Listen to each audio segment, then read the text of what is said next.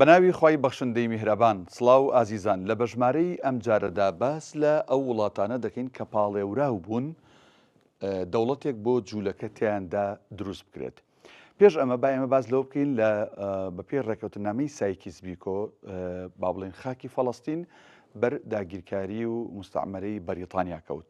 بێگومان لە بەڵێنی بەلفۆریشا لە ساڵی 1970 وەزیری دەرەوەی بەریتانیا بەڵێنی بە جوولەکەکاندا کە لەسەر خاکی فەڵەستین دەوڵەتێکیان بۆ دروست بکات. ئەوە بوو بەڵێنەکەی بەریتانیا هاتە دی و جێبەجێکرا لە ساڵی 1940 لەسەر خاکی فەڵەستین دەوڵەتێک بۆ زایۆنی و بۆ جوولەکە دروست کرا.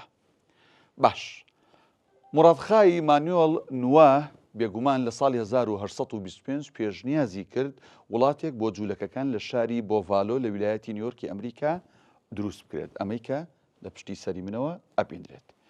باش مۆریس دیهێرچ بازرگانی جوولەکەی ئەڵمانی لە ساڵی 1991 ملیۆنان هێکتار زەوی کشتتوکاڵی لە ئەرجنتین کڕی، بەڵام بەهۆی قەیرانی ئابووری ئەو وڵاتەوە بێگومان جوولەکەکان کۆچیان کرد و بیرۆکەکەی ئەمیش سەری نەگرت. ئەگەرنا ئێستا ئەم دەوڵەتی ئێستەی جوولەکە هەیە لە باتی لەسەر خاکی فەڵەستین لەکوێ بوو؟ لە ئەرجنتینە بوو.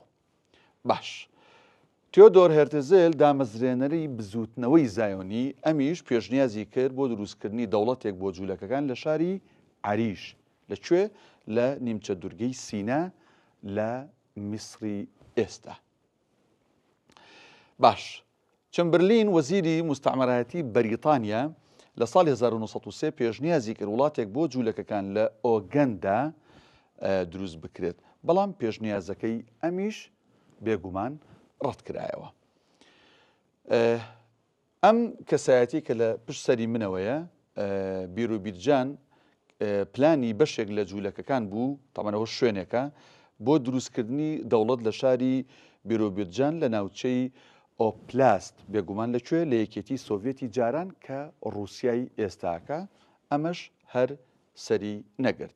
بێگومان دوجار وەک باسم کرد لە ساڵی 1940 بەریتانیا توانی بەڵێنەکەی خۆی بۆ جوولەکە جێبەجێ بکات و ئەو وڵاتانە هەر هەمووی فەشەل هێنا کە پێشنیاز کرابوون لەسەر خاکی پیرۆزی فەڵەستین دەوڵەتی زایۆنی و جوولەکەکان هەموو کۆکرانەوە.